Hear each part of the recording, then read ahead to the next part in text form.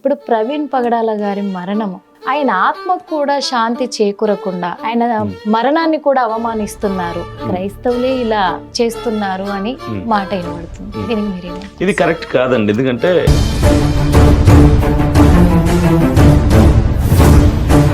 ఆయన అవమానించే వాళ్ళైతే వేలాది మందిగా తరలి వచ్చి రాజమండ్రి గవర్నమెంట్ హాస్పిటల్ కి రావాల్సిన అవసరం లేదు. అవమానించలేదు క్రైస్తవులు, అభిమానిస్తారు ఆయన. అయితే ఆయన మరణాన్ని అవమానిస్తుంది ఎవరంటే,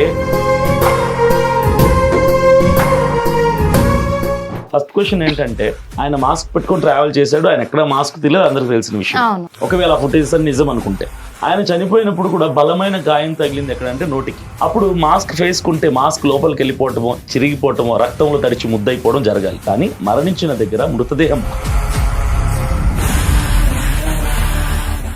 ముందే నిజంగా తనని చంపారు అంటే హత్యకు గురి చేయబడ్డాడు తను అనుకుంటే రిస్ట్రిక్షన్స్ పాటించేవాళ్ళు. కానీ ఇది యాక్సిడెంటల్ గా జరిగింది అని చెప్పేసి పోలీసులు కూడా భావించారు కాబట్టి ఆ రిస్ట్రిక్షన్స్ పాటించలేదు. ఇలాంటి ఇన్సిడెంట్స్ లో ఒక వ్యక్తి మరణించాడంటే ఇది యాక్సిడెంట్ అని కన్ఫర్మ్ చేసుకోరు వాళ్ళు కూడా. ఈ వెనక ఏమన్నా, దీని వెనక ఏమైనా అనుమానాలు ఉంటాయి. ఇప్పుడు మీరు చూసిన ఆధారాలను బట్టి ఇది హత్య అని అంత ఖచ్చితంగా చెప్పినప్పుడు, ఇది వీళ్ళు చూపించింది డూప్ అని అన్నప్పుడు, అది డూప్ అయినప్పుడు మీరు చూపించే ఆధారాలు కూడా డూప్ కాదని నమ్మకం ఏంటి? ఇప్పుడు క్రైస్తవుల ఫోకస్ ని డైవర్ట్ చేయడానికి అజయ్ బాబుని అరెస్ట్ చేశారు. అది కూడా నార్మల్ గా అరెస్ట్ చేస్తుంటే ఈ రోజు మీ టీవీ ఛానల్ వాళ్ళు అజయ్ బాబు కోసం మాట్లాడే వాళ్ళు కాదు. ఎలా అరెస్ట్ చేశారు? ప్రవీణ్ పగడాల గారి ఇష్యూలో యావత్ క్రైస్తవ సమాజం అంతా కూడా చాలా 1000 కళ్ళతో ఎదురు చూస్తున్నారు. పోస్ట్ మార్టం రిపోర్ట్ ఏమొస్తుందా, దానికి ఎలా. వెల్కమ్ టు హిట్ టీవీ, నేను మీ నిర్మల.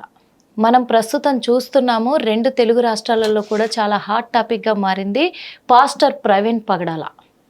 ఆయన మరణం వెనుక ఎన్నో అనుమానాలు, ఎన్నో ఆధారాలు తీయాలని ప్రయత్నం చేస్తున్నారు కొంతమంది. కానీ కొంతమంది మాత్రం ఆధారాలు తీసినా లాభం లేదు అంటున్నారు కొంతమంది. ఈ విషయం పట్ల కూడా ఇది సాధారణ అంటే ప్రమాదకరమైన మరణం కాదు, ఖచ్చితంగా కుట్రపూరితంగానే హత్య చేశారు అని చెప్పేసి క్రైస్తవులు గొంతెత్తి నినదిస్తున్నారు.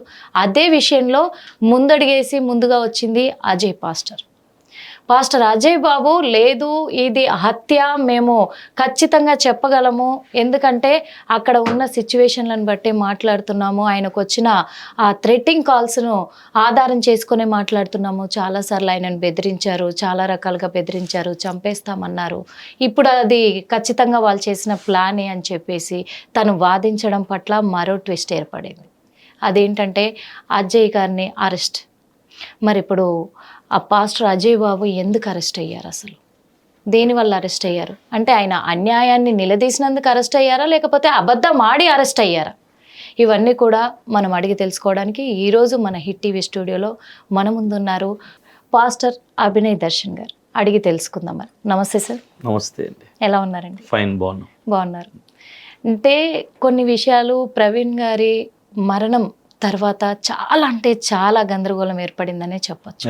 వాస్తవంగా చెప్పాలంటే అది క్రైస్తవుల్లో కావచ్చు, హిందువుల్లో కావచ్చు. ముఖ్యంగా ముస్లింలు 1 రోజు 2 రోజులు మాట్లాడి సైలెంట్ అయిపోయారు.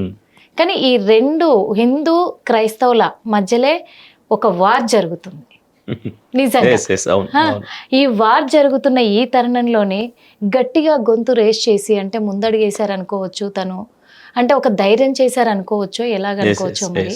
అంటే నానా రకాల వ్యాఖ్యలు వినిపిస్తూ ఉన్నాయి పాస్టర్ అజయ్ గారి విషయంలో. మరి ఆయన మీద కేసు ఫైల్ అయింది. ముఖ్యంగా ఈ విషయం నేను అడిగితే సార్ మీకు కోపం కూడా రావచ్చు, కానీ నేను అడిగేస్తాను, మీరు ఏమనుకున్నా సరే, ఎందుకంటే ఈ మాట అనడానికి కూడా కారణం ఉంది.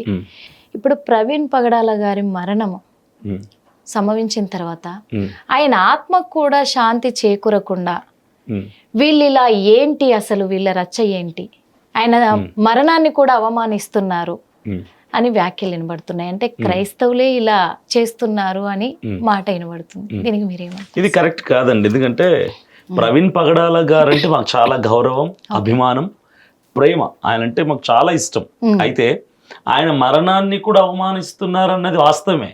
అది ఎటు సైడ్ నుంచి అంటే, క్రైస్తవుల పక్షం నుంచి ఎవరు కూడా ప్రవీణ్ పగడాల గారి యొక్క మరణాన్ని అవమానించలేదు. ఎందుకు అవమానించలేదంటే, ఆయన అవమానించే వాళ్ళైతే వేలాది మందిగా తరలి వచ్చి రాజమండ్రి గవర్నమెంట్ హాస్పిటల్కి రావాల్సిన అవసరం లేదు. అవమానించలేదు క్రైస్తవులు, అభిమానిస్తారు ఆయన్ని.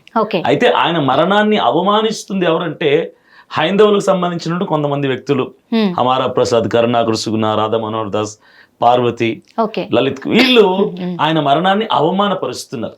ఆయన మరణించిన తర్వాత కూడా మానవతా దృక్పథం కూడా లేకుండా చస్తే చచ్చాడులే, దేశద్రోహి, చచ్చిపోతే మనం బాధపడాల్సిన అవసరం లేదని ఒకరు, తాగి తూగి చచ్చాడు అని ఒకరు, ఒకడేమో మహాభయంకరమైనటువంటి దుర్భాషలాడి ఒకడు, ఇలా రకరకాలుగా ఆయన మరణాన్ని అవమానపరుస్తుంది వాళ్ళు తప్ప క్రైస్తవులు కానీ క్రైస్తవుల పక్షముగా మేము గంటం విప్పుతున్న మేము కానీ ఎక్కడ కూడా ఆయన మరణాన్ని అవమానపరుస్తూ మాట్లాడలేదు. ఆయన మరణం ఘనత కలిగినట్లుగా ఆయన మరణం చాలా గొప్పదిగానే మేము మాట్లాడుతున్నాం. ఆయన మరణం వెనుక రాజకీయాలు లేవు, మేము అవమానపరచాలని లేదు. ఆయన మరణాన్ని చాలా మంది అవమానపరుస్తున్నారు తప్ప మేము అభిమానిస్తున్నామే కానీ అవమానించే వాళ్ళు మేము కాదు. అంటే ఈ మాట కూడా ఎందుకు అడగాల్సి వచ్చిందంటే సార్, ఒక పక్క వాళ్ళ కుటుంబీకులు, ఆ కుటుంబీకులు కూడా ఏం మాట్లాడట్లేదు, ఇంతటితో వదిలేయండి అంటున్నారు. ఇంకో పక్క ప్రవీణ్ గారి మరణం అనేది సంభవించిన తర్వాత 2 తెలుగు రాష్ట్రాలు స్పందించారు. ప్రజలంతా కూడా స్పందించారు. ఒక మంచి పాస్టర్ తను, ఒక గొప్పగా ఉన్న వ్యక్తి తను చనిపోవడం అనేది అందరికీ బాధాకరం అని కూడా అన్నారు. దాని వెనకాల తర్వాత క్రైస్తవులే ఇది మరణం అంటే ప్రమాదకరంగా జరిగిన మరణం కాదు, ఇది హత్య అని లేవనెత్తారు. అంటే కొన్ని ప్రూఫ్స్ అంటే ఆధారాలు అక్కడ ఉన్నాయి కాబట్టి మేము చెప్పాము అని చెప్పారు. దాన్ని బేస్ చేసుకొని పోలీసులు సీసీ ఫుటేజ్ బయట పెట్టడం కూడా జరిగింది చాలా వరకు. దాన్ని కూడా డూప్ అన్నారు వాస్తవంగా చెప్పాలంటే. కానీ డూప్ అన్నారు, ఇక్కడ అవమానించారు అంటే కుటుంబ సభ్యులు ఒకవేళ అది డూప్ అయితే, పోలీసులు బయట పెట్టింది డూప్ అయితే, నిజంగా హత్య జరిగిన ఉంటే ఒక భార్యగా కావచ్చు, ఒక కూతురుగా కావచ్చు, తన తోడబుట్టిన వాళ్ళు కావచ్చు, ఎవరైనా సరే ఎంతైనా స్పందించకుండా ఉండరు కదా సార్. కానీ ఇక్కడ ఒక పాయింట్ ఏంటంటే ఆ కుటుంబం సైడ్ నుంచి ఒక వాయిస్ వినిపించింది. అది ఎవరి వాయిస్ అంటే ప్రవీణ్ పగడాల గారి యొక్క వైఫ్ జెసికా గారి వాయిస్ వినిపించింది. ఆయన ఫ్యూనరల్ అంటే బరియల్ రోజే ఆవిడ మీడియా ముఖంగా మాట్లాడుతూ ఆవిడ ఏమన్నారు, మనము గ్రడ్జ్ పెట్టుకోవద్దు, పగ పెట్టుకోవద్దు, క్షమించేద్దాం అన్న మాట ఆవిడ రిలీజ్ చేశారు.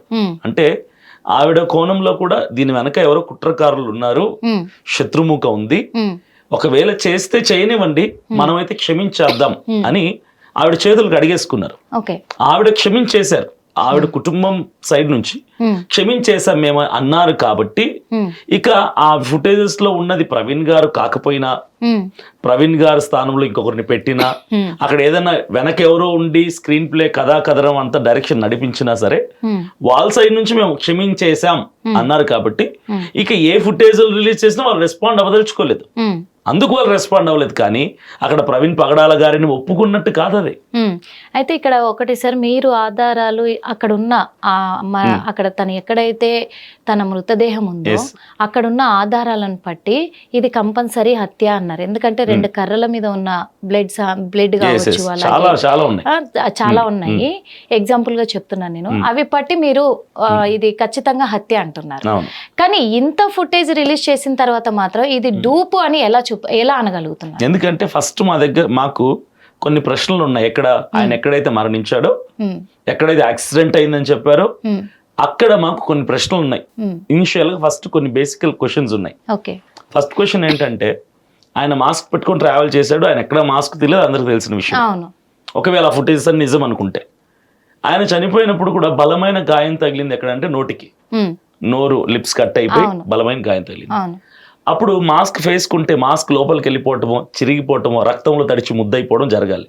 కానీ మరణించిన దగ్గర మృతదేహం పక్కన ఆయన పెట్టుకున్న మాస్క్ నీట్గా ఫోల్డ్ చేసి, దానికి హ్యాండిల్స్ కూడా ఉన్నాయి, ఇయర్ హ్యాండిల్స్ కూడా ఉన్నాయి, నీట్గా ఫోల్డ్ చేసి దాని మీద స్పెట్స్ పెట్టి పెట్టారు.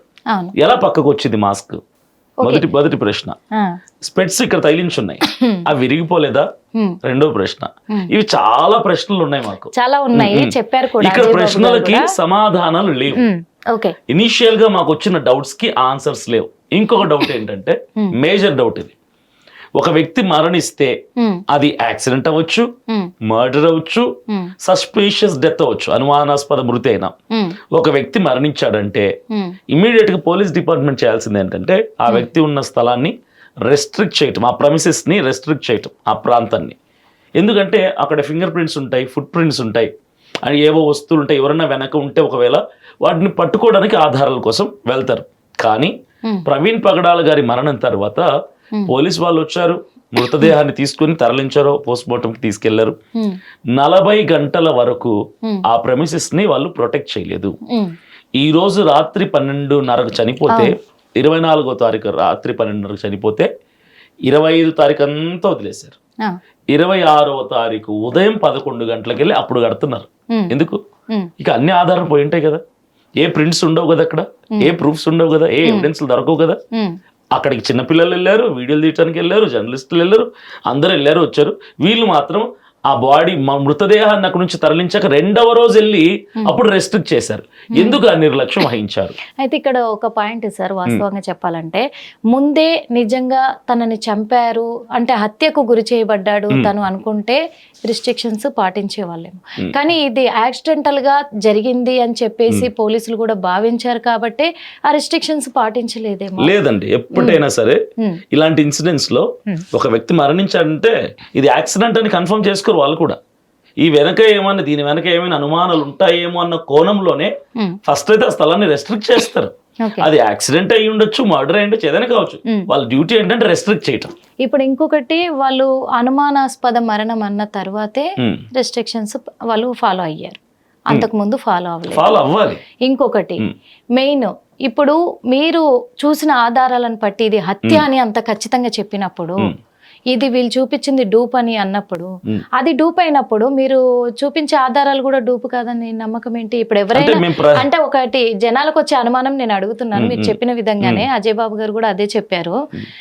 ఎవరైనా హత్య చేసిన వాడు అన్ని పాటిస్తూ అంత క్రమశిక్షణగా ఎక్కడ పెట్టాలి, మాస్క్ ఎక్కడ పెట్టాలి, గ్లాసెస్ ఎక్కడ పెట్టాలి, బైక్ ఎట్లా పెట్టాలి, ఈ కర్రల మీద బ్లడ్ ఎట్లా వేయాలి, కర్రలు ఎక్కడ పడేయాలి, అంత జాగ్రత్త వహిస్తాడంటారా? ఇంకొకటి, ఒకవేళ ఆ హత్య చేసిన వ్యక్తులు కర్రలను అక్కడే పడేసి వెళ్తారంటారా?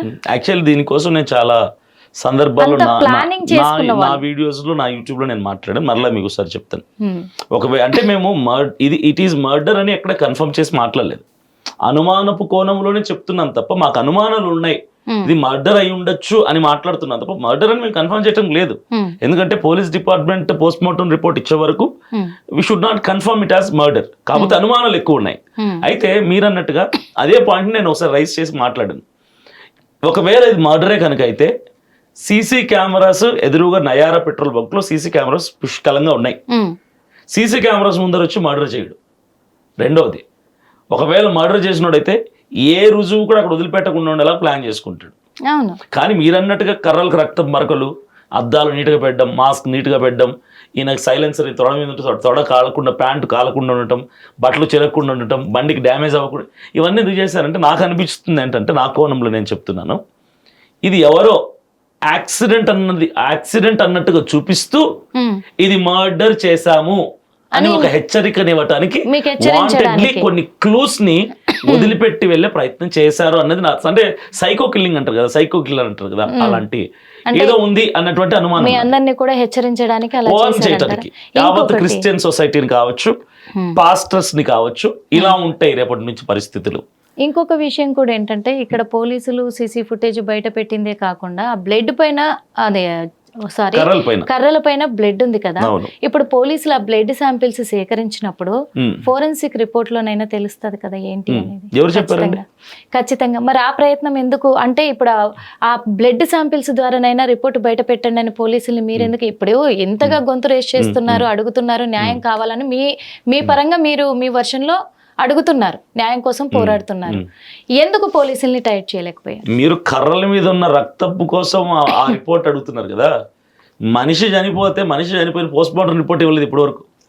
అరుస్తున్నాం, కేకలేస్తున్నాం, అది బయటకి తీసుకురావద్దని చెప్పేసి మరి ప్రవీణ్ పగడాల గారి భార్య చెప్పింది కదా. ఏం బయటికి తీసుకురావద్దని? అసలు మాకు పోస్ట్ మార్టం రిపోర్టే బయటికి రావద్దని చెప్పారు. ఎందుకంటే ఈ మాట ఎందుకు చెప్పానంటే మేము మీడియా వాళ్ళందరము తన ఇంటికి వెళ్ళాము. వెళ్ళినప్పుడు మీడియా ముందుకు నాకు రావడానికి నాకు ఇష్టం లేదు, అసలు నా ఇంటి దగ్గర మీడియా వాళ్ళే కనిపించొద్దు చెప్పారు.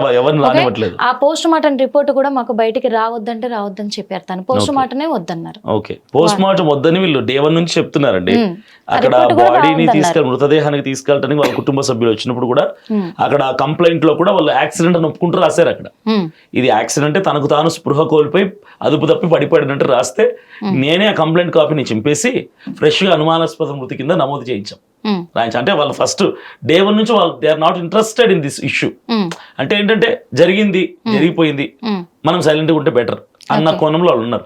అప్పుడు నేను అడిగితే నాతో పాటు కొంతమంది పాస్టర్స్ ఉన్నారు, మేము ప్రశ్నించాం వాళ్ళని, ఇలాంటివి సేవకుల మీద ఇంకోసారి జరగకూడదంటే వీటి వెనకాల ఎవరైనా ఉంటే బయటికి లాగుదామంటే వాళ్ళు ఏమన్నారు తెలుసా? మాకు థ్రెట్ ఉంది, మీకు తెలుసా, మా ఫ్యామిలీకి థ్రెట్ ఉంది, మీ సేవకులకి ఏం జరగకూడదు ఇంకోసారి మీరు ఎట్లా ఆలోచిస్తున్నారో ఇంకొకసారి నా కుటుంబంలో వ్యక్తులకి ప్రవీణ్ పగడాల గారికి జరిగినట్లుగా జరగకూడదని మేము ఆలోచిస్తున్నాం అన్నది వాళ్ళు డైరెక్ట్ గా స్ట్రైట్ గా అన్నారు. ఓకే, స్ట్రైట్ గా చెప్పారు. ఎందుకంటే ఇప్పుడు వాళ్ళ ఫ్యామిలీని వాళ్ళు ప్రొటెక్ట్ చేసుకోవాలి కాబట్టి వాళ్ళ జాగ్రత్తల్లో వాళ్ళు ఉన్నారు. సరే, మీరు మీ మాట కడ్డు వస్తున్నాను ఏమనుకుందండి, వాళ్ళ ఫ్యామిలీని వాళ్ళు ప్రొటెక్ట్ చేసుకోవాలనుకుంటారు. ఎవరి నుంచి? అది యాక్సిడెంటే కనుక అయితే ఎవరి నుంచి ప్రొటెక్ట్ మీ మాట చెప్పినట్టే ఇప్పుడు మీరు అన్న మాట కిందే నేను అడుగుతున్నాను. ఓకే, వాళ్ళకు సెక్యూరిటీ కావాలి అనుకుంటున్నారు, ఏ గొడవలలో తలదూర్చొద్దు కాబట్టి వద్దు అనుకున్నారు కదా. ఇది వద్దు అనుకున్నప్పుడు మరి ఎందుకు మీరు క్రైస్తవులు ఎందుకు మరి వాళ్ళ ఫ్యామిలీ గురించి ఆలోచించకుండా మళ్ళీ క్వశ్చన్ చేస్తూ ఇదంతా కూడా లేదు, మేము బయట పెట్టాల్సిందే, మాకు పోస్ట్ మార్టం రిపోర్ట్ కావాల్సిందే అని ఎందుకు ఫైట్ చేస్తున్నారు? ప్రవీణ్ పగడాల అనే ఒక వ్యక్తికో లేదంటే ఒక 2 బిడ్డలకో, ఒక భార్యకో, ఒక అమ్మకో, లేదంటే ఒక కుటుంబానికి సంబంధించిన వ్యక్తి కాదండి ఆయన కుటుంబానికంటే కూడా యావత్ క్రైస్తవ సమాజానికి అవసరమైనటువంటి గొంతు ఆయన, క్రైస్తవుల కంఠం ఆయన. కాబట్టి ఈరోజు ఆయన కుటుంబీకుల కంటే కూడా క్రైస్తవులందరూ ఎక్కువ ఆందోళన చెందుతూ ఈ రోజుకి మాకు వస్తున్న ఫోన్లు మాకు నిద్ర పట్టడం లేదన్న ఆ రోజు నుంచి అని ఎంతో మంది ఆందోళన చెందుతున్నారు. ప్రవీణ్ పగడాల గారు ఆయన కుటుంబానికి మాత్రమే కాదు, ఆయన యావత్ క్రైస్తవ సమాజానికి అవసరమైన వ్యక్తి. కాబట్టి ఆ వ్యక్తిని పోగొట్టుకున్న తర్వాత మేము మౌనంగా నోటి మీద వేలేసుకుని కూర్చుంటే నెక్స్ట్ ఇంకొకరిని కూడా కోల్పోవాల్సి వస్తుందేమో.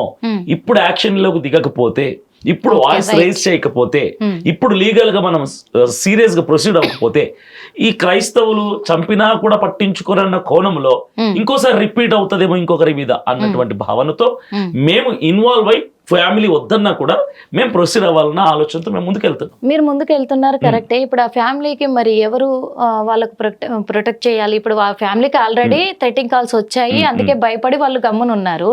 మీరు దాన్ని లేదు ప్రవీణ్ పగడాల గారి పట్ల న్యాయం జరగాలని మీరు పోరాడుతున్నారు.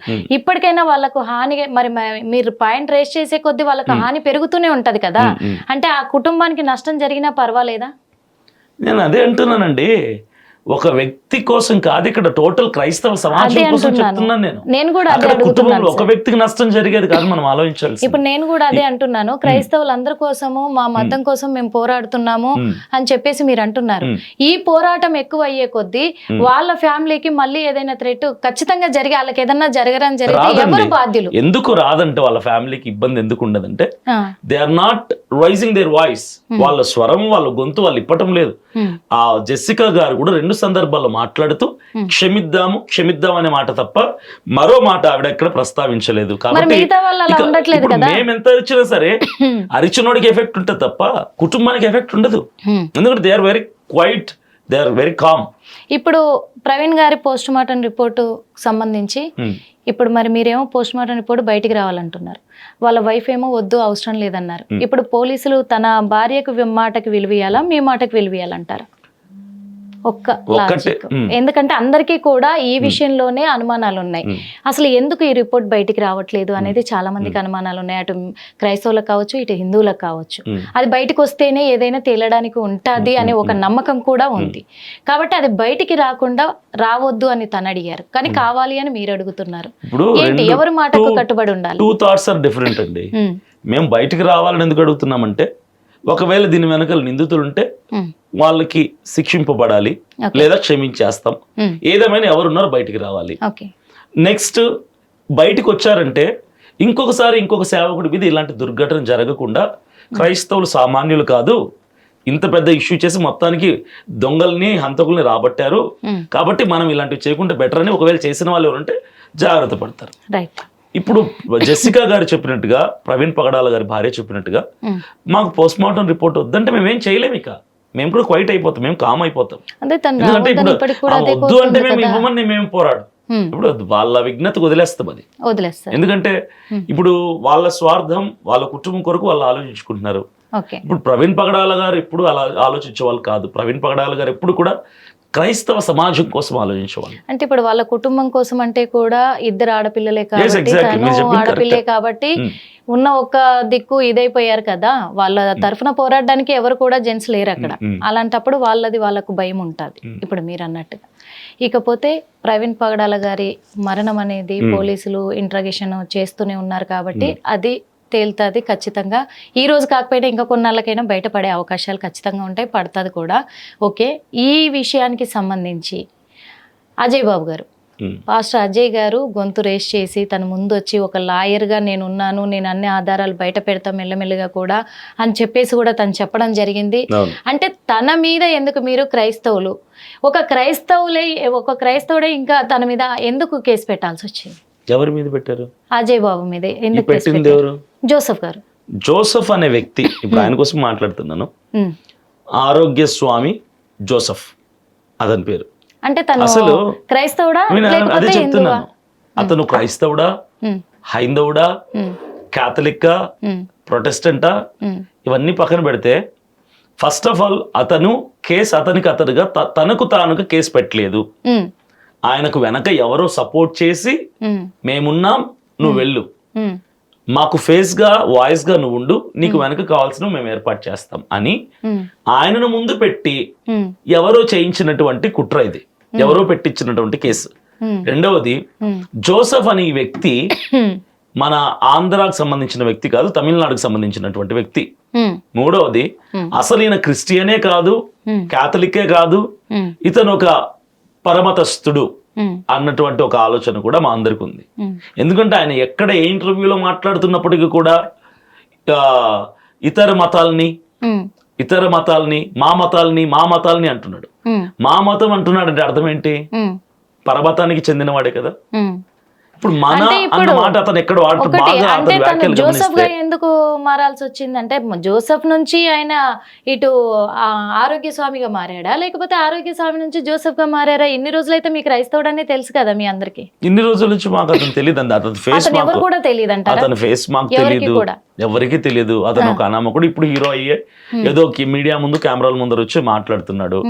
ఈ రోజు అతను చేస్తున్న వ్యాఖ్యలన్నీ కూడా తప్పుడు వ్యాఖ్యలే. అతనికి సరిగ్గా మాట్లాడటం కూడా చేత కావట్లేదు. అతని వెనక ఎవరో కొంతమంది గ్యాంగ్ ఉండి చేయిస్తున్నారని ఖచ్చితంగా ఉండి అతనితో కేసు పెట్టించారు, ముందుకు నడిపిస్తారు. ఇది కూడా అనుమానమా లేకపోతే కన్ఫర్మ్ గా చెప్తున్నాను. ఆధారాలు లేవు, కానీ అతని మాట, అతని విధానం అన్ని చూస్తే అర్థమవుతుంది. అతను నేను మాట్లాడాను. ఏమన్నారు మీరు మాట్లాడితే? కేసు విత్డ్రా చేసుకోమన్నాము, కాంప్రమైజ్ అవ్వమని చెప్పాము. ఇవన్నీ ఆ తప్పుడు ఆరోపణలు ఎందుకు చేస్తున్నారన్నాం. సరే కూర్చొని మాట్లాడుకుందాం, కాంప్రమైజ్ అవుతాను, విత్డ్రా చేసుకుంటాను అని కూడా అతను మాట్లాడుతున్నాడు.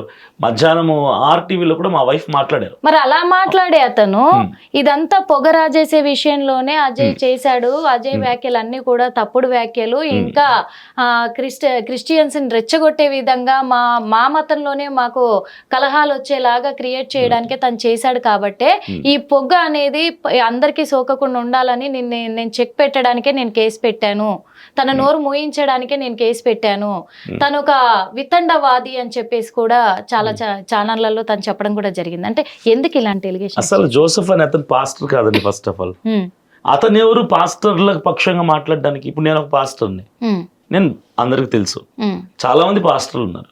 మా అందరినీ అజయ్ బాబు కోసం అడిగితే మేము చెప్పేది ఒకటే, అతను కాస్త అగ్రెసివ్ గా మాట్లాడతాడు తప్ప క్రైస్తవులు కించపరిచే విధంగా, క్రైస్తవ్యాన్ని కించపరిచే విధంగా అతను ఎక్కడ మాట్లాడలేదు, ప్రవర్తించలేదు. ఆయన ఎవడో వచ్చి క్రైస్తవుల్ని కించపరుస్తున్నాడు, మా దేవుణ్ణి కూడా కించపరుస్తున్నాడు చెప్పడానికి ఆయన ఎవరు అసలు? మేము చెప్పాలి కదా. అజయ్ బాబు మాకు తెలీదా? ఆయన ఇంటర్వ్యూస్, ఆయన మాట్లాడినటువంటి, ఆయన చేసే వ్యాఖ్యలను చూడలేదా? ఆయన ఎక్కడో కూడా క్రైస్తవ్యాన్ని కానీ క్రైస్తవ మతం అని ఒకవేళ చెప్తే క్రైస్తవ మతాన్ని కానీ ఎక్కడ ఎప్పుడు ఏ ఇంటర్వ్యూలో కూడా ఏ ఛానల్ ద్వారా కూడా కించపరచలేదు, కించపరచలేదు, లేదు, సమస్య లేదు. ఇప్పుడు ఆయన జైలుకి వెళ్ళే విషయంలో కూడా అంటే కేసు పెట్టగానే వెంటనే రిమాండ్కి తరలించడం కూడా జరిగింది ఆయన అదుపులోకి తీసుకొని, వాస్తవంగా చెప్పాలి అంటే. అయితే ఇక్కడ అజయ్ బాబు గారు కూడా కొన్ని మీడియా ఛానళ్లలో తను చెప్పడం జరిగింది, నెక్స్ట్ నేనే అరెస్ట్ అయ్యేది అని చెప్పేసి, నన్ను అరెస్ట్ చేసే ప్లాన్ లోనే ఉన్నారు, ఖచ్చితంగా నేను అరెస్ట్ అవుతాను అని చెప్పే దాని వెనకాల చాలా మంది కొన్ని కామెంట్లు మీరు చూడండి సార్ తర్వాత ఎప్పుడైనా మీరు ఖాళీగా ఉన్నప్పుడు ఏం పెడుతున్నారంటే, అరెస్ట్ అయ్యేలాగా తనకు తనే క్రియేట్ చేసుకున్నారు, తనకు తనే క్రియేట్ చేసుకొని హైలైట్ అవ్వడానికే, ఎందుకంటే ఒక పొలిటికల్ వ్యక్తిగా కూడా దీన్ని పొలిటికల్ గా కూడా వాడుకుంటున్నాడు అజయ్ బాబు అని చెప్పేసి కొన్ని కామెంట్లు వస్తున్నాయి. కామెంట్ చేసే వాళ్ళకి ఏంటండి ఎన్నైనా చేస్తారు. అయితే మీకు ఒక విషయం చెప్తాను, ఈ కేసు పెట్టిన వెంటనే అరెస్ట్ చేశారన్నారు కదా, జోసెఫ్ పెట్టిన కేసు ఇప్పటిది కాదు, అది దాదాపుగా 6 నెలలు 7 నెలల క్రితం పెట్టిన కేసు. ఇప్పుడు ఎందుకు బయటికి తీశారు, వెలికి తీశారు అంటే కారణం ఏంటంటే, ప్రవీణ్ పగడాల గారి ఇష్యూలో యావత్ క్రైస్తవ సమాజం అంతా కూడా చాలా 1000 కళ్ళతో ఎదురు చూస్తున్నారు. పోస్ట్ మార్టం రిపోర్ట్ ఏమొస్తుందా, దానికి ఎలా రియాక్ట్ అవుదాం, ఎలా స్పందిద్దాం, మనం ఎలా ఫైట్ చేద్దాం అని చాలా కోణాలుగా ఆలోచిస్తూ ఎన్నో ఫోన్లు వస్తున్నాయి మాకు, రిపోర్ట్ ఎప్పుడు వస్తుంది. అందరి కళ్ళు పోస్ట్ మార్టం రిపోర్ట్ పైనే. ఎస్పీ గారు కూడా పోస్ట్ మార్టం రిపోర్ట్ డాక్టర్స్ మా చేతికి ఇచ్చారని ప్రెస్ మీట్ పెట్టి ఈ రోజు సాయంకాలం మేము అనౌన్స్ చేయబోతున్నాం అని చెప్పి ఆ రోజు క్యాన్సిల్ చేసి నెక్స్ట్ రోజు మార్నింగ్ అనౌన్స్ చేస్తామని చెప్పి ఆ రోజు క్యాన్సిల్ చేసి 6 రోజులు అయిపోయింది, ఇప్పటి వరకు పోస్ట్ మార్టం రిపోర్ట్ అనౌన్స్ చేయలేదు. అందరి కనులు పోస్ట్ మార్టం రిపోర్ట్ పైనే ఉన్నాయి. సో డిపార్ట్మెంట్ వాళ్ళకి భయం వేసి ఉండొచ్చు, ఏదో జరిగి ఉండొచ్చు. ఇప్పుడు క్రైస్తవుల ఫోకస్ ని డైవర్ట్ చేయటానికి అజయ్ బాబుని అరెస్ట్ చేశారు. అది కూడా నార్మల్ గా అరెస్ట్ చేస్తుంటే ఈ రోజు మీ టీవీ ఛానల్ వాళ్ళు అజయ్ బాబు కోసం మాట్లాడే వాళ్ళు కాదు. ఎలా అరెస్ట్ చేశారు, ఒక కిడ్నాప్ లాగా అరెస్ట్ చేశారు. 20 గంటలు ఎక్కడున్నాడో చెప్పకుండా దాచిపెట్టారు. ఒక ఉద్రిక్తత వాతావరణాన్ని పుట్టించారు, ఆందోళన పుట్టించారు. ఒక్కసారిగా క్రైస్తవ సమాజం అంతా 2 రాష్ట్రాల్లో ఉలిక్కిపడి, అమ్మో అజయ్ బాబు కూడా ఏమైపోతాడో, అజయ్ బాబు ప్రాణానికి హాని ఉందేమో, అతను కిడ్నాప్ చేశారా, అసలు పోలీసులు అరెస్ట్ చేశారా, ఎన్నో ప్రశ్నలు పెట్టి ప్రవీణ్ పగడాల అనే పేరుని పక్కన పెట్టి ఆ ప్లేస్ లో అజయ్ బాబుని తీసుకొచ్చి పెట్టారు. ఈ రోజు ఎక్కడ కూడా ప్రవీణ్ పగడాల గారి పేరు ఎత్తట్లేదు, అజయ్ బాబు ఎప్పుడు వస్తారు అంటే డైవర్ట్ అయిపోయారు, డైవర్షన్ చేశారంటే. ఎగ్జాక్ట్లీ. కానీ ఒక విషయం ఏంటంటే, తనని తీసుకొచ్చి కూడా ఉప్పలు పిఎస్ లోనే పెట్టడం కూడా జరిగింది. ఎక్కడ కిడ్నాప్ చేయలేదు, ఎక్కడ దాచలేదు, ఎక్కడ తెలియకుండా ఉంచలేదు. మీరు చూసారా? మేము వెళ్ళాం కదా మీడియా అంతా, ఉప్పల్కి వెళ్ళాం కదా, అజయ్ బాబు అరెస్ట్ అనగానే మేము వెళ్ళిపోయాం అక్కడికి. మేము ఎక్కడైనా సార్ మాకు మీడియాకి కొన్ని హక్కులు ఉంటాయి, అది గుర్తించాలి. ఓకే, ఎప్పుడు కూడా మీడియాని తప్పు పట్టే ఉద్దేశాలు చేయకూడదు. అజయ్ బాబు గారు కూడా మీడియా ఇలా చేస్తుంది, మీడియా అలా చేస్తుంది, మీడియాకి ఎలా వచ్చింది ఫుటేజ్ అంటే ఒక విషయము, మీడియా ఎక్కడికైనా వెళ్ళగలదు. ఓకే, కొన్ని లిమిట్స్ దాటి వెళ్ళలేదు, కొన్ని లిమిట్స్ దాటి ఏది కూడా ప్రచారం చేయలేదు. ఆధారాలు ఉంటేనే ప్రచారం చేస్తుంది ఎప్పుడైనా. కానీ ఏదో 1-2 మీడియాలు, ఇప్పుడు మీరు అన్నారు చూసారా, ఎక్కడో ఒక పాస్టర్, ఒక క్రిస్టియన్లలో ఒకరిద్దరు తప్పుడు మనుషులు అయితే మాత్రం మిగతా వాళ్ళందరూ కాదు అని చెప్పేసి అందరినీ తప్పు పట్టడం కూడా కరెక్ట్ కాదు. ఇక్కడ క్రైస్తవులను కూడా అందరినీ తప్పు పట్టరు ఎక్కడ కూడా. మీరు ఎప్పుడు చూసారు అజయ్ బాబుని? ఓకే, అక్కడ నుంచి రిమాండ్కి తరలించేటప్పుడు మేమే కదా సార్, మేము మొన్ననే అంటే 5వ తారీఖు రాత్రి 8:30కు ఇంటి దగ్గర ఆయన అరెస్ట్ చేశారు. అవును, మీరు 5వ తారీఖు చూసారా, 6వ తారీఖు ఉదయం? మేము 6వ తారీఖు చూసాం. 6వ తారీఖు ఉదయమే సాయంకాలమా? 6వ తారీఖు ఉదయం అక్కడికి వెళ్ళాం మేము. అక్కడ ఉన్నాడు అజయ్ బాబు? పిఎస్ కి వెళ్ళాము, ఎవరికి కూడా మీడియాకి ముందుకు తీసుకొచ్చి చూపించారు సార్ పిఎస్ దగ్గర. అసలు చెప్పారు మేము అరెస్ట్ చేసామని ఒప్పుకున్నారా? అరెస్ట్ చేసామని చెప్పారు కదా, మా ఆధీనంలోనే ఉన్నారు, పిఎస్ లో మా ఆధీనంలోనే ఉన్నారు అని చెప్పారు. చెప్పిన తర్వాత ఎక్కడ కూడా ఏ కేసులో కూడా ఎవరిని కూడా పోలీసులు అదుపులో తీసుకొని స్టేషన్ లో ఉంచినప్పుడు మీడియా ముందుకు తీసుకురారు. ఓకేనా, ఇది ఎక్కడైనా జరిగేది. ఏ స్టేషన్ లో రూల్స్ వాళ్ళ రూల్స్ మేము క్రాస్ చేయలేం. సరే, ఇప్పుడు నేను ప్రశ్న అడుగుతాను. అజయ్ బాబుని అరెస్ట్ చేసింది 5వ తారీఖు సాయంకాలం. 5వ తారీఖు అరెస్ట్ చేసినప్పుడు రిమాండ్ రిపోర్ట్ ఏమి ఇవ్వాలి డిపార్ట్మెంట్ వాళ్ళు? 5వ తారీఖు 5/4/2025 ఇవ్వాలి. కానీ రిమాండ్ రిపోర్ట్ వాళ్ళు ఇచ్చింది ఏంటో తెలుసా? 6వ తారీఖు అరెస్ట్ చేసామని. అలాంటప్పుడు 6వ తారీఖు అరెస్ట్ చేసి ఉండొచ్చు కదా. సరే 5వ తారీఖు అరెస్ట్ చేశారు, 5వ తారీఖునే రిపోర్ట్ ఇవ్వండి కోర్టుకి. ఎందుకు మార్చారు? సరే మీరు ఎందుకు ముందు రోజు పోయి తీసుకొచ్చారు? అంత హుటాహుటిగా పరిగెట్టుకుంటూ పోయి ఒక కిడ్నాప్ లాగా ఎందుకు క్రియేట్ చేశారు?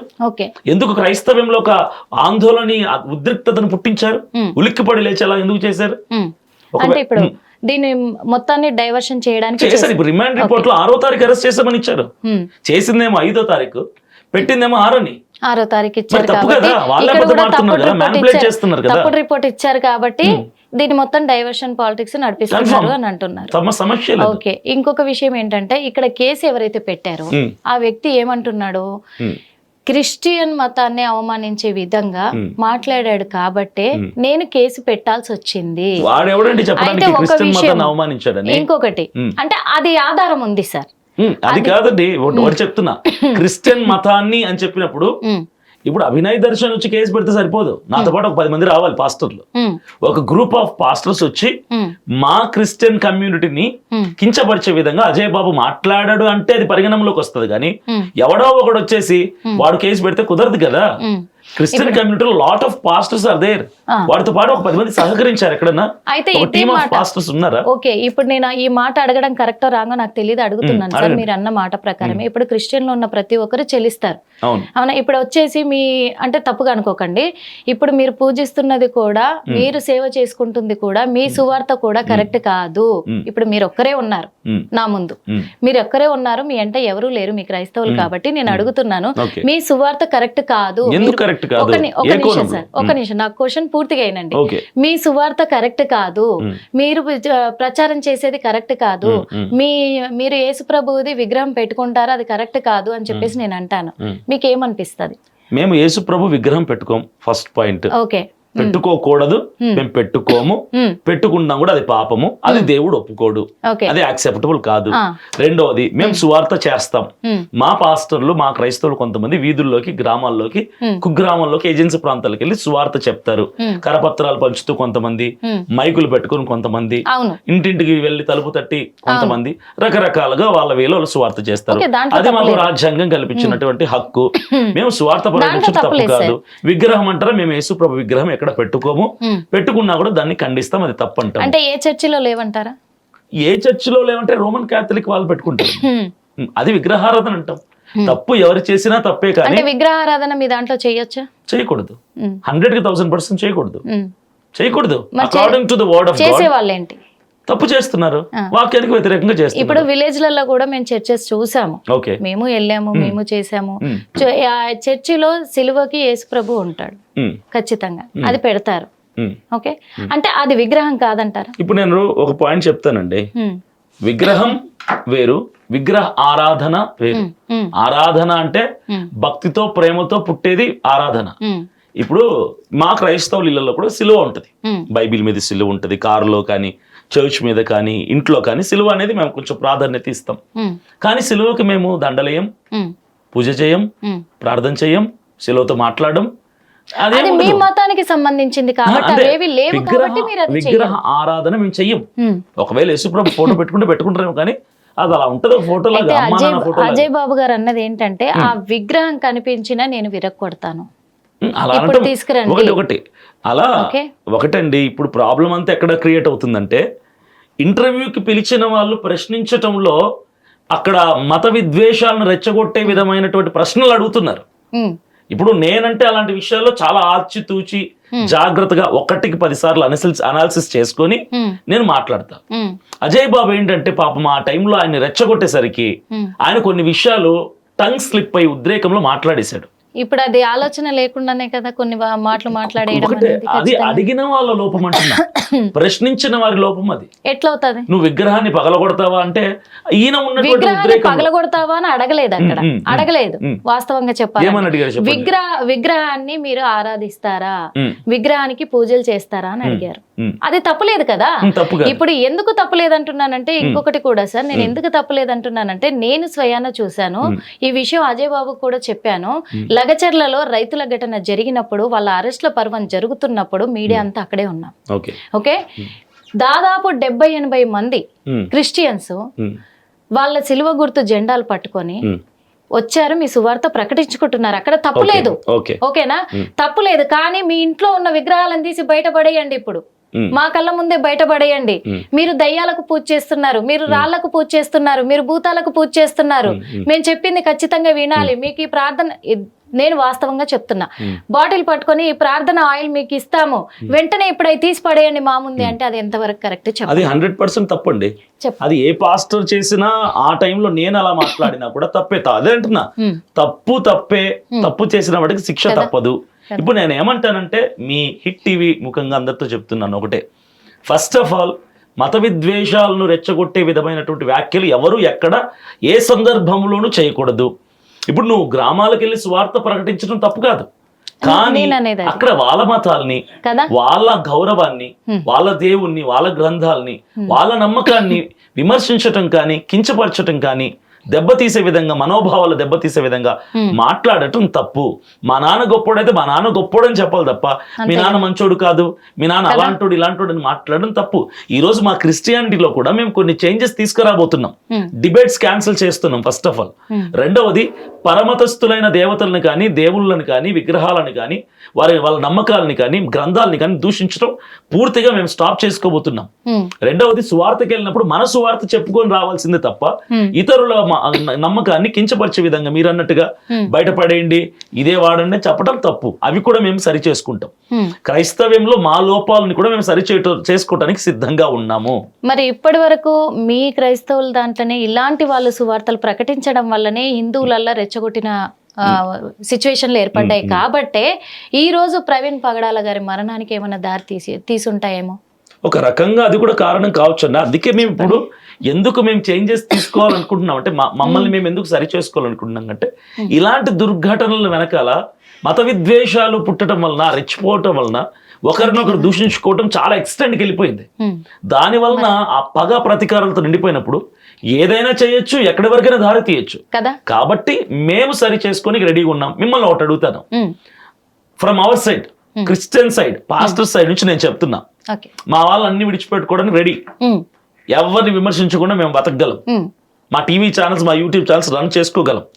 ఎందుకంటే మేము ఈ యూట్యూబ్ ఛానల్స్ మీద ఆధారపడి బ్రతికే వాళ్ళం మేము కాదు. అలాగే మీ సైడ్ నుంచి, ఐ మీన్ హిందూ సైడ్ నుంచి గురువులుగా పిలువబడే వాళ్ళు, పెద్దలుగా పిలువబడే వాళ్ళు, శివశక్తి కావచ్చు, శివాజీ సేన కావచ్చు, సోన్సో ఏబిసిడి XYZ, వీళ్ళందరూ ఎవరైతే 24 గంటలు యూట్యూబ్ ఛానల్ పెట్టుకున్నదే మమ్మల్ని తిట్టడానికి, ఆ ఛానల్లో ఉండేదే కంటెంట్ అంతా మమ్మల్ని తిట్టడం. మీరు తీసుకుంటే నన్ను కానీ, అజయ్ బాబుని కానీ, ఎవరిని తీసుకున్నా మా యూట్యూబ్ ఛానల్ ఎప్పుడు మా అంతటా మేము ఎవరిని కించపరిచింది లేదు. ఇలాంటి ఇంటర్వ్యూలకు వచ్చినప్పుడు, అలాంటి ప్రశ్నలు లేవనెత్తినప్పుడు రెచ్చిపోయేదో మాట్లాడతామే తప్ప స్పృహ కోల్పోయి మా వ్యక్తిగత ఛానల్స్ మేము ఎప్పుడు అజయ్ బాబుతో సహా ఎక్కడ ఎప్పుడు మాట్లాడలేదు. అయితే మేము స్టాప్ చేసుకుంటాం డిబేట్స్ లో కానీ, సువార్తల్లో కానీ ఇతరులను దూషించే విధంగా మనోభావాలు దెబ్బతీసే మార్చుకొని మా పని మేము చేసుకుంటాం. అలాగే కరుణాకర్ సుగుణ, హమారా ప్రసాద్, లలిత్ కుమార్, పార్వతి, రాధా మనోహర్ దాస్, ఈ 5 మంది, ఇంకొంతమంది కూడా ఎవరైతే మీడియా ముఖంగా యూట్యూబ్ ఛానల్స్ పెట్టుకొని 24 గంటలు క్రైస్తవుల్ని, క్రీస్తు ప్రభుల వారిని, బైబిల్ని దూషిస్తూ బ్రతుకుతున్నారు. అదే చెప్తున్నాను నేను. మేము ఒకటి అనౌన్స్ చేస్తాం, ఈ డేట్ నుంచి ఇక మేము ఏ ఆరోపణలు చేయము, మిమ్మల్ని విమర్శించమంటాం. అదే డేట్ నుంచి వాళ్ళు కూడా స్టాప్ చేసుకుని రెడీనా? ఇంకా గతాన్ని వదిలేయాలి, అడుగుదామా వాళ్ళని? రెడీ, ఒక్క నిమిషం, 1000% రెడీ. మీరు చెప్పిన వాళ్ళకే కాల్ చేద్దాం, డెఫినెట్లీ చేయండి. వేరే వాళ్ళకి కూడా అవసరం లేదు, ఎందుకంటే వాళ్ళు చెప్తేనే కదా ఒక నమ్మకం అనేది ఉంటుంది. తప్పకుండా ఖచ్చితంగా ఒక డేట్ రాసుకుందాము, పెద్దలను కూర్చోబెడదాం, అటువైపు పెద్దలు, ఇటువైపు పెద్దల్ని. ఆ డేట్ నుంచి ఎవరు మొదలు పెట్టకూడదు, ఎవరు మొదలు పెట్టారో వాళ్ళ వర్షన్ నుంచి ఎలా వస్తుంది అని అంటే కూడా సార్, వాళ్ళు ఎప్పుడైతే హిందుత్వాన్ని కించపరిచి మాట్లాడుతూ హిందుత్వాన్ని అటు క్రైస్తవుల్లోకి మార్చుకోవాలని బలవంతాన ఇది చేస్తున్నారో అక్కడే మా మనోభావాలు దెబ్బతిన్నాయి అనే విధంగా వాళ్ళు మాట్లాడుతున్నారు. ఇప్పుడు వాళ్ళకి కాల్ చేసి ఏంటి అసలు ఎన్ని రోజుల వరకు వెళ్తుంది, ఎన్ని సంవత్సరాల వరకు వెళ్తుంది, వాళ్ళు ఒకవేళ ఆపుకుంటే ఒక డేట్ ఫిక్స్ చేసుకుని అప్పటి నుంచి మీరు రెడీనా మానుకోవడానికి అడగండి. సార్ నమస్తే సార్, నేను హిట్ టీవీ నుంచి నిర్మల అని మాట్లాడుతున్నాను సార్. సార్ ఇప్పుడు ఇక్కడ ఒక ఇంటర్వ్యూ జరుగుతుంది సార్, మన ముందు ఉన్నారు, ఇప్పుడు మనతోనే మాట్లాడుతున్నారు కూడా. అంటే అజయ్ బాబు అరెస్టు విషయం కావచ్చు, ప్రవీణ్ పగడాల గారి హత్య విషయంలో కావచ్చు, ఇవన్నిటిపైన కూడా మరి అభినయ్ గారు మాట్లాడుతున్నారు ఇక్కడ. కాకపోతే ఏంటంటే కొన్ని ఛానల్స్ అనే ఛానల్లో మీ పేరు కూడా ఎత్తారు ఇక్కడ. అందుకే మీకు కాల్ చేయాల్సి వచ్చింది. ఈ టైంలో ఇబ్బంది పెట్టాము, సారీ అండి. అయితే ఇక్కడ మరి శివశక్తి శివశక్తి నుంచి కూడా కరుణాకర్ అనే వ్యక్తి కూడా ఇట్లా డిబేట్లు పెట్టడం అనేది, మా క్రైస్తవుల్ని నిందించి మాట్లాడడం అనేది, అసహ్యంగా మాట్లాడడం అనేది మాకు ఇబ్బందిని కలిగించింది కాబట్టి ఇక్కడ దాకా వచ్చింది రచ్చ. ఇక మీదట మేము మాట ఇస్తున్నాము, మేము సైలెంట్గా ఉంటాము, ఎవరిని దూషించము హిందువుల పట్ల, కానీ డిబేట్లు కూడా మేము మానుకుంటాము. కానీ మమ్మల్ని అవమానించడం వాళ్ళు మానుకుంటారా, మాట ఇస్తారా అని అడుగుతున్నారండి. ఎవరు అడుగుతున్నారు ఈ మాట? అభినయ్ గారు అడుగుతున్నారు. ఆయన మాట ఇస్తున్నాడు క్రైస్తవుల తరపు నుంచి ఎవరు హిందుత్వాన్ని తిట్టరనే. అవును. ఈయన ఏ సంఘానికి ప్రతినిధి అసలు? చెప్పాలి సార్. నేను క్రైస్తవుల పక్షముగా, పాస్టర్ల పక్షం నేను మాట ఇస్తున్నానండి. క్రైస్తవులందరూ మీ మాట వింటారా? క్రైస్తవ సంఘాలు అందరు వింటారు, అందరు వింటారు. We have already discussed and decided. వాళ్ళందరి తరపు మీరు మిమ్మల్ని ఎందుకున్నారు వాళ్ళు? అవన్నీ కాదండి, నేను మాట ఇస్తాను, అందరినీ కూర్చోబెడతాను. ఇంకోటి కూడా, అందరినీ కూర్చోబెట్టి చెప్పిస్తాను, అగ్రిమెంట్ రాసిస్తాను, అడ్వకేట్ కూడా పెట్టుకుందాం, ఒక డేట్ రాసుకుందాం. ఆ రోజు నుంచి మేము మిమ్మల్ని విమర్శించము, మీరు మమ్మల్ని విమర్శించద్దు, డేట్ ఫిక్స్ చేసుకుందాం.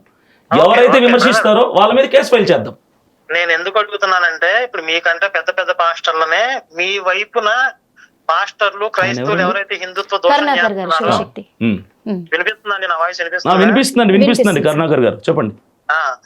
పెద్ద పెద్ద పాస్టర్లు నేను అడిగాను, వాళ్ళు మేము ఎలా బాధ్యత తీసుకుంటామండి, మేము ఎక్కడ ఆపుతామండి అన్నారు. మాకు సాధ్యం కాదని చెప్పారు. సార్ కరుణాకర్ గారు, వాళ్ళకే సాధ్యం కానిది మీకు ఎలా సాధ్యమైంది? ఏమండి కరుణాకర్ గారు, సరే ఎలా సాధ్యమైంది అని పక్కన పెట్టేసి మీరు చేస్తానంటున్నారు కాబట్టి ఓకే, వెల్కమ్ చేద్దాం. అది అవుతుందో లేదో తర్వాత చూద్దాం. అయితే ఇక్కడ హిందుత్వం మీద మేము దూషించము, ఇక మేము మాట్లాడము అనే దాంట్లో మాకు క్లారిటీ కావాల్సింది ఏంటి అంటే, మా వైపు నుంచి మా రిక్వైర్మెంట్స్ చెప్పండి. ఇప్పుడు మీరు టెస్టిమోనీస్ అని చెప్పి చాలా వీడియోలు ఉన్నాయి యూట్యూబ్ ఛానల్స్ లో. ఓకే, టెస్టిమోనీస్ అంటే ఏంటండి? హీలింగ్సా? టెస్టిమోనీస్ సాక్ష్యాలు. ఓకే, సాక్ష్యాలు. ఆ టెస్టిమోనీస్ లో దేవీ దేవతల మీద అనుచితంగా ఇష్టం వచ్చినట్లుగా మాట్లాడినటువంటి వీడియోలు ఉన్నాయి. అవన్నీ తీసేస్తామండి. అవన్నీ కూడా మీరు డిలీట్ చేయించగలరు. ప్రైవేట్ లో పెట్టేస్తాం మొత్తం. We are ready. ప్రైవేట్ కాదు, మొత్తం తీసి యూట్యూబ్ నుంచి తీసి మళ్ళీ తర్వాత ఎప్పుడైనా పబ్లిష్ చేయొచ్చు. సమస్య ఎవరైతే పబ్లిష్ చేస్తారో వాళ్ళ మీద యాక్షన్ తీసుకుంటాం, కేసు ఫైల్ చేస్తాం. ఏ విధంగా చేస్తారో చేయండి. ఎవరైతే మా దేవుళ్ళని దూషిస్తూ విగ్రహారాధన, వ్యభిచారం, పాపం, ఆ దేవుళ్ళు సైతాలని ఇట్లా దుర్మార్గంగా మాట్లాడారో ఆ వీడియోలన్నీ తీయించండి తప్పకుండా. అలాగే వేదాలలో, పురాణాల్లో ఇక ఏది ఉండదు సార్, ఇక అసలు ఆ ప్రస్తావన ఉండదు. ఇక అదే తప్పుడు శ్లోకాలు ఎవరైతే సృష్టించారో మా బైబిల్ మేము ప్రకటించుకోవడం తప్ప ఇక ఇతర గ్రంథాల జోలికి మేము వెళ్ళకూడదని డిసైడ్ అయ్యాము.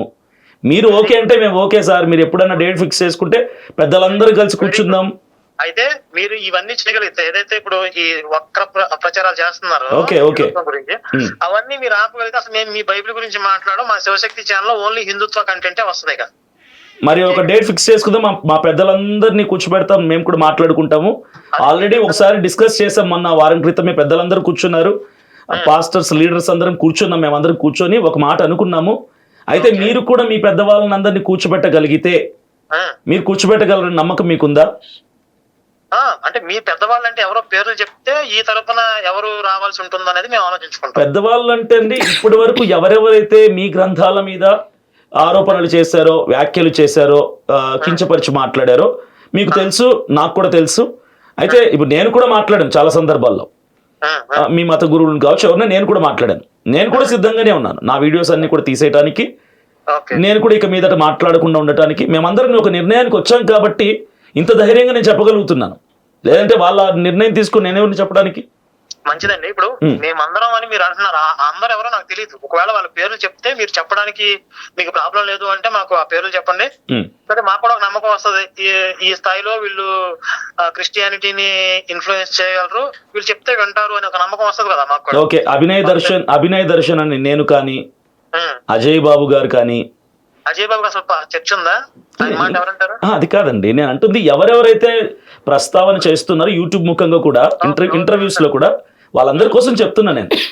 అజయ్ బాబు గారు కానీ, నేను కానీ, విజయ్ ప్రసాద్ రెడ్డి గారు కానీ, జాన్ పాల్ గారు కానీ, తర్వాత వికేఆర్ గారు కానీ, ఇంకెవరున్నారు ఇంకా వీటి కోసం మాట్లాడే వాళ్ళు? మెయిన్ అయితే వీళ్ళే అనుకుంటున్నాను నాకు తెలిసి. వీళ్ళందరూ కూడా సిద్ధంగా ఉన్నారు. ఆ రోజు లీడర్స్ మీట్ లో వీళ్ళందరూ కూర్చున్నారు. నేను కూడా లీడర్స్ మీట్ లో కూర్చొని మేమందరం ఒక కొలిక్కి వచ్చాం. Okay okay, very good. అయితే మీరందరూ కూడా సరే మీ ఛానల్స్ లో ఉన్నాయి, మీరు తీసేస్తామంటున్నారు, మంచిది. అయితే నేను చెప్పేది ఏంటంటే, చెప్పండి. ఇప్పుడు ఒక క్రిస్టియన్ ఛానల్ జోషి అని ఒక అతను ఉన్నాడు. తప్పకుండా అండి, ఆయనతో కూడా మాట్లాడతాను. అతను ఎప్పుడు ఈ టెస్టిమోనీస్ మీద బతికేస్తున్నాడు, ఈ తప్పుడు సాక్ష్యాల మీద. ఓకే, అంటే మీరు క్రిస్టియానిటీలో యేసు కనపడ్డాడు, మహిమలు జరిగాయని చెప్పుకుంటే మాకే అభ్యంతరం లేదు. ఓకే, కానీ హిందుత్వం గురించి దాంట్లో చండాలంగా మాట్లాడించడం వాడికి అదే పని. కరెక్ట్ కాదండి, కరెక్ట్. అదే నేను చెప్తున్నాను. మీరు అలాంటి వీడియోలని తీపించగలరా? తప్పకుండా అండి, తప్పకుండా అండి. సరే, మంచిది. అదొకటి. తర్వాత ఎవరెవరు ఇప్పుడు రక్షణ టీవీ క్రిస్టియన్ ఛానల్ లో కూడా హిందుత్వ గ్రంథాల మీద, హిందుత్వ ఫిలాసఫీ మీద చర్చలు పెట్టి, ఇక అవేవి ఉండవు సార్. మీరు ఓకేనండి, మేము ఒక డేట్ ఫిక్స్ చేసుకుంటాం అందరం మాట్లాడుకొని. సరే అండి, తప్పకుండా. మా వైపున హిందూ సంస్థ ప్రతినిధులు ఎవరైతే ఉన్నారో, మీ బైబిల్ గురించి మాట్లాడుతున్నారు అని మీరు ఎవరైతే భావిస్తున్నారో వాళ్ళందరినీ కూడా మేము కూర్చోబెడతాం. మీరు అవన్నీ తీసేయించగలిగితే మా తరపు నుంచి కూడా మీ బైబిల్ మీద ఇంకా మేము విమర్శించడం గానీ వ్యాఖ్యానించడం గానీ ఉండదు. గతంలో మీరు చేసినవన్నీ మీరు కూడా ప్రైవేట్ లో పెట్టగలరా? మరి మీ బైబిల్ గురించి మాట్లాడి క్రిటిసిజం చేసి నేను ప్రైవేట్ లో పెట్టేస్తాను. మీరు ఇవన్నీ తీయగలిగితే తప్పకుండా అండి, తప్పకుండా. మేము స్టెప్ తీసుకున్నాక మీరు స్టెప్ తీసుకోండి, నో ప్రాబ్లం. అయితే ఫ్యూచర్ లో మళ్ళీ రిపీట్ అయితే ఏం చేయాలనేది కేసు పెట్టండి, మేము కూర్చుందామండి. మనం అడ్వకేట్ ని పెట్టుకుందాము, పెద్దలను కూర్చోబెడదాం, మధ్యవర్తుల్ని. ఎవరైనా మాట్లాడితే తదుపరి నెక్స్ట్ ఎవరైనా ప్రొసీడ్ అయ్యారంటే అటువైపు కానీ ఇటువైపు కానీ ఏం యాక్షన్ తీసుకుందామని కూడా మాట్లాడుకుందాం. సరే, మంచిది. అలాగే తప్పకుండా చేద్దాం. మీ వాళ్ళతో మాట్లాడి ఒక డేట్ చెప్పండి నాకు. ఓకే, 2-3 డేట్స్ చెప్పండి. అందులో ఏదో ఒకటి మేము సెలెక్ట్ చేసుకుని మా వాళ్ళ తరపున కూడా మేము అందరితో మాట్లాడి మేము ఏర్పాటు చేస్తాం. తప్పకుండా. Thank you. మీరు ఇలా స్పందిస్తారని నేను ఎక్స్పెక్ట్ చేయలేదు. థ్యాంక్ యూ అండి, థ్యాంక్ యూ. ముందునే చెప్తున్నాను, ఇప్పుడు ఈ రోజు మీతో చెప్పడం కాదు. Okay okay okay sir thank you sir, thank you so much అండి. ఓకే అమ్మా, థ్యాంక్ యూ సార్. ఇది సార్, ఎందుకంటే ఒక మీడియా అనేది గొడవలు పెడతాదనే కాదు, ఆ గొడవలని తగ్గించడానికి కూడా ట్రై చేస్తుంది. ఎందుకంటే ఇప్పుడు సాక్ష్యంగా మీరే లైవ్ లో మాట్లాడారు, కావాలంటే మీకు నెంబర్ కూడా ఫార్వర్డ్ చేస్తాను నేను, ఆయనదా కాదా కనుక్కోవడానికి కూడా. ఎందుకంటే ఇప్పుడు ఒక్క దేశానికి సంబంధించిన వాళ్ళు, ఒక రాష్ట్రాలకి సంబంధించిన వాళ్ళు ఇతర దేశాలతో, ఒక దేశం కలిసి ఇతర దేశాలతో పోరాడి మన దేశం పరువును నిలబెట్టుకోవాల్సిన ఇదిలో మన దేశంలోనే మతాలన్నీ కలిసి మత కలహాలు రేపుకొని వీళ్ళే కొట్టుకుంటే ఎంతవరకు దారి తీస్తుంది చెప్పండి? ఇది చాలా పిక్స్ వెళ్ళిపోద్ది కదా. ఆ ప్రయత్నం కూడా మేము చేస్తూ ఉంటాం. ఇందులో తప్పు లేదు అనుకునే మేము ముందడిగేస్తాం.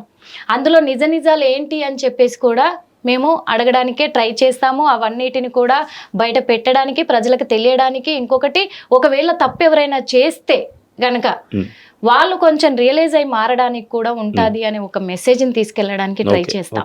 ఎనీహౌ అండి, చాలా హ్యాపీగా ఉంది నాకైతే. ఎందుకంటే ఆయనతో మాట్లాడారు, నేను కూడా మాట్లాడాను, ఆయన కూడా సిద్ధంగా ఉన్నాడు కాబట్టి మేము కూడా సిద్ధంగా ఉన్నాము.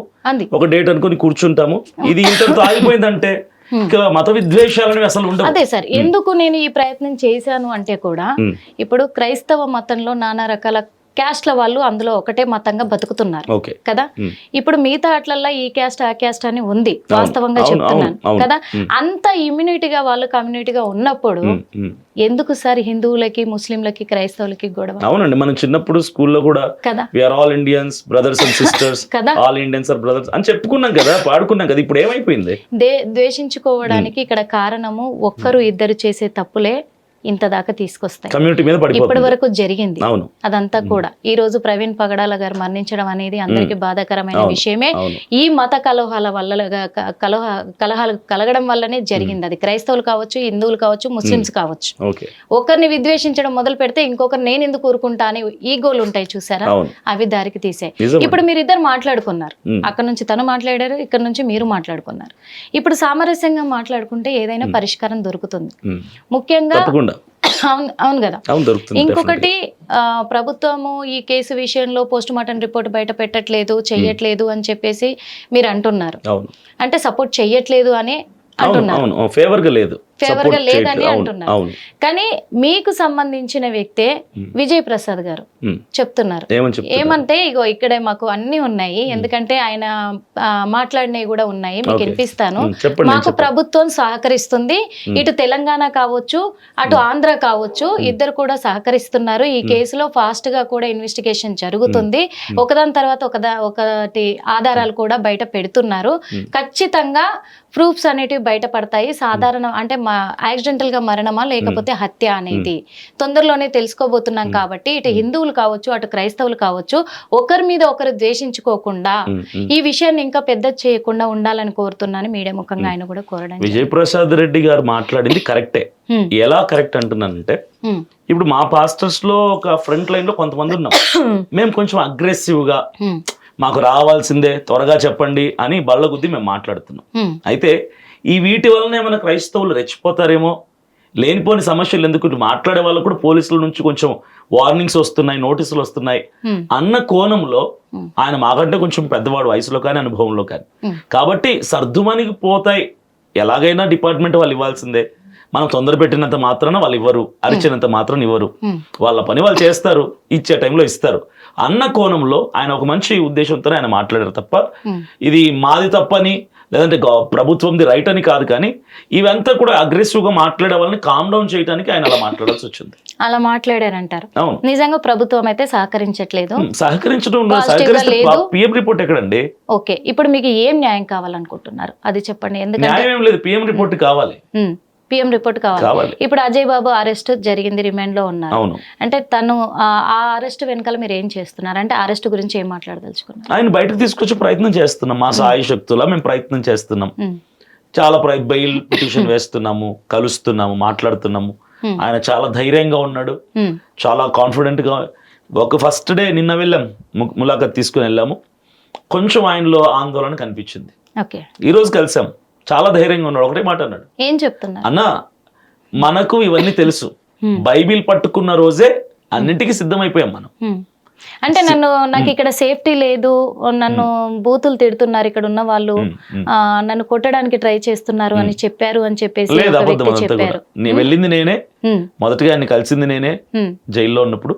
అలా చెప్పలేదు ఆయన, నాకు కొంచెం ఇబ్బందిగా ఉంది, పిల్లలు గుర్తొస్తున్నారు, త్వరగా బయటికి తీసుకెళ్ళండి, త్వరగా బయటికి తీసుకెళ్ళండి. ఎందుకంటే ఫస్ట్ టైం ఆయన ఆయనకి అలవాటు కాదు కదా, మొదటిసారి వెళ్ళాడు, ఒక గిల్టీ ఫీలింగ్ ఉంటుంది ఎవరికైనా. తర్వాత ఆయన జుట్టు మొత్తం కట్ చేశారు. నాకు జైలుకి వచ్చిన దానికంటే జుట్టు కట్ చేసిస్తారని, గుండు కొట్టారని అవమానంగా ఉందన్న అని ఆయన చెప్పి దానికోసం బాధపడ్డారు తప్ప బూతులు తిడుతున్నారని కానీ ఏం చెప్పలేదు ఆయన, ఎక్కడ చెప్పలేదు కూడా. ఫ్యామిలీ గుర్తొస్తుంది, త్వరగా బయటికి తీసుకురండి అని చెప్పాడు. ఈ రోజు మాట్లాడిన అదే వ్యక్తితో ఈ రోజు ఏమంటున్నాడంటే, అన్నా నాకు ఇవన్నీ తెలుసు, బైబిల్ పట్టుకున్న రోజే తెలుసు, మనల్ని కొట్టినా తిట్టినా హింసించినా జైల్లో పెట్టినా చంపినా అన్నిటికీ సిద్ధపడే వచ్చాం కదా సేవకి, ఇవి మనకేం కొత్త కాదు, పూర్వం మన సేవకులందరూ ఇలాంటివన్నీ భరించిన వాళ్ళే, అనుభవించిన వాళ్ళే అని చాలా కాన్ఫిడెంట్ గా ధైర్యంగా ఉన్నాడు ఆయన. ఓకే సార్, ఫైనల్ గా మీరు హిట్ టీవీ మీడియా ముఖంగానే కాంప్రమైజ్ కి సిద్ధమయ్యారు కదా? ఏ కాంప్రమైజ్ కి?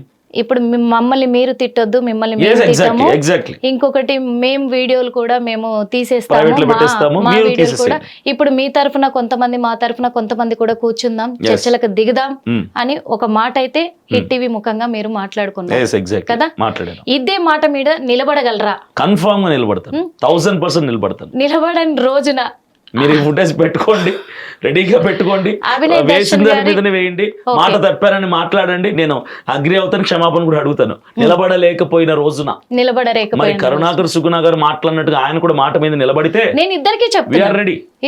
ఎందుకంటే నేను నా సొంతంగా ఇచ్చిన వాయిస్ కాదు ఇది, మా వాళ్ళు రెడీగా ఉన్నారు ఆల్రెడీ. ప్రజలలో ఈ యొక్క విద్వేషాలు పోవాలి, హైందవులు క్రైస్తవులు శత్రువులుగా, క్రైస్తవులకు హైందవులు శత్రువులు అన్నటువంటి భావన తొలగిపోవాలి. ఇప్పుడు హిందుత్వం నుంచి కరుణాకర్ గారు మీకు మాట ఇచ్చారు, క్రైస్తవుల నుంచి మీరు కరుణాకర్ గారికి మాట ఇచ్చారు. ఈ మాటని ఇద్దరు నిలబెట్టుకోలేని పక్షంలో మీడియా ఏ విధంగా స్పందించవచ్చు అంటారు? అది మాకు చెప్పండి. ఇంకా నేనైతే క్షమాపణ అడుగుతానండి. నేను ఇచ్చిన మాట ఒకవేళ నిలబెట్టుకోలేని రోజున నేను కన్ఫామ్ గా ఏ హిట్ టీవీ తరపున అయితే ఈ టీవీ ముఖ్యంగా చెప్పాను, ఇదే టీవీ ఛానల్లో నేను అందరికి క్షమాపణ అడగడానికి నేను సిద్ధం. క్షమాపణ అడగడమే కాకుండా ఇక మీదట కూడా ఒక మతం గురించి మీరు మాట్లాడే హక్కును కూడా కోల్పోతారేమో.